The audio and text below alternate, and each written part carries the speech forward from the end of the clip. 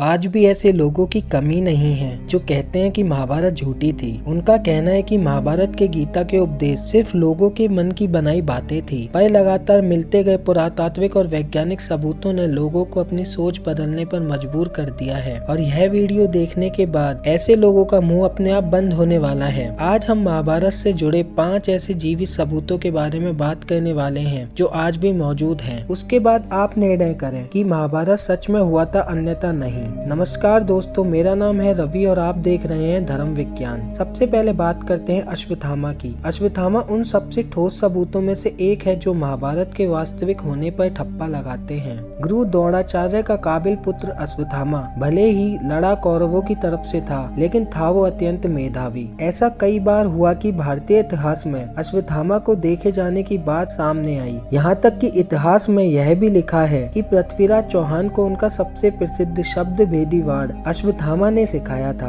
इसके अलावा आज भी महादेव का एक ऐसा मंदिर स्थित है जहाँ अश्वत्थामा रोज सुबह उठकर पुष्प अर्पित करते हैं। द्वारका के खोए हुए शहर के पुरातात्विक साक्ष्य। महाभारत के साक्ष्य प्रमाणों में शीर्ष पर आने वाले कुछ प्रमाणों में से एक द्वारका के पौराणिक खंडर हैं। गुजरात के प्राचीन जलमग्न शहर द्वारका की खोज करते हुए समुद्री पुरातात्विक विभाग ने और अधिक सबूतों को उजागर किया है। द्वारका नगरी में वैदिक साहित्य में वर्णित समुद्र के विशाल किले की दीवारों, झरोकों और घाटों के साथ भगवान कृष्ण के प्राचीन बंदरगाह शहर द्वारका का पूरा जलमग्न शहर है। यह कुछ उसी तरह से लगता है जिस प्रकार द्वारका का वर्णन मिलता है और इसे महाभारत में बखूबी दिखाया गया है। कुरुक्षेत्र। यह बात तो हम सभी जानते हैं कि महाभारत का युद्ध कुरुक्षेत्र में हुआ था, जो आज भी हरियाणा राज्य में स्थित है। कहा जाता है कि उस समय तबाही ला देने वाले युद्ध में खून की वजह से वहां की धरती लाल हो गई। पुरातात्विक विशेषज्ञों ने भी यह माना है कि महाभारत घटना सच में घटी थी, क्योंकि उस जगह पर लोहे से बने तीरों भालों को जमीन में गड़ा पाया है, जिनकी जांच पड़ताल करने पर ये पाया कि ये 2800 ईसा पुराने हैं, जो महाभारत काल के ही बने हुए हैं।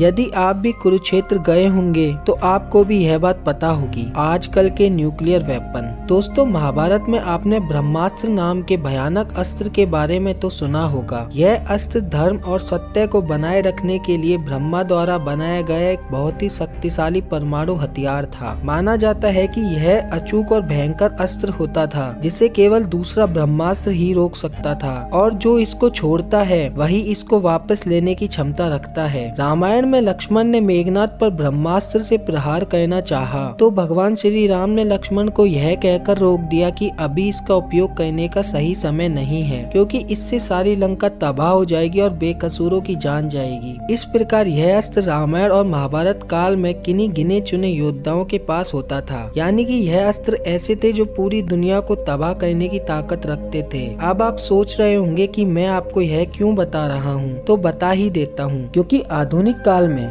रॉबर्ट ओपेनहाइमर ने गीता और महाभारत का बहुत गहरा अध्ययन किया। गौरतलब है कि अमेरिका के इसी वैज्ञानिक रॉबर्ट ओपेनहाइमर ने परमाणु बम बनाने का काम किया। उन्होंने महाभारत काल के ब्रह्मास्त्र अस्त्र की संहारक क्षमता पर शोध किया और अपने मिशन का नाम दिया ट्रिनिटी, यानी त्रिदेव। फिर रॉबर्ट ओपेनहाइमर के नेतृत्व में अमेरिकी साइंटिस्ट की एक टीम ने इस प्रोजेक्ट पर काम करना शुरू किया। 16 जुलाई 1945 को इसका पहला परीक्षण किया गया और धमाके का परिणाम ऐसा था जैसा पौराणिक ग्रंथों में ब्रह्मास्त्र के बारे में बताया गया था। इससे सारे परमाणु वैज्ञानिक इस बात को मानते हैं कि वास्तव में ब्रह्मास्त्र, जिसको आज हम परमाणु बम कहते हैं, उसका प्रयोग महाभारत में किया गया था। इस बम के सफल परीक्षण के बाद रॉबर्ट ओपेनहाइमर ने गीता के श्लोक को भी पढ़ा और वह खुद रोने लगे। अब आते हैं 5वें प्रमाण, और वह है अंगदेश का प्रमाण। कुंती के सबसे बड़े बेटे दानवीर कर्ण अंगदेश के राजा थे, जो उनको दुर्योधन द्वारा उपहार स्वरूप भेंट किया गया था। उस समय का अंगदेश आज उत्तर प्रदेश के गोंडा जिले के नाम से जाना जाता है। साथ ही जरासंध द्वारा अपने राज्य के कुछ हिस्सों को कर्ण को देने की बात भी कही जाती है। आज बिहार के मंगेल और भागलपुर के जिले ये वही हैं। वहीं जिसको आज हम दिल्ली कहते हैं, वह महाभारत के समय इंद्रप्रस्थ के नाम से जानी जाती थी। तो ये स्थान तो काल्पनिक नहीं हो सकते हैं। दोस्तों, आज हमने बात करी महाभारत के कुछ ऐसे प्रमाणों के बारे में जो महाभारत को सत्य साबित करते हैं। दोस्तों, और भी महाभारत से जुड़े ऐसे प्रमाण अगर आप देखना चाहते हैं तो कमेंट करके हमें बताएं। उम्मीद करते हैं कि वीडियो आपको पसंद आया होगा।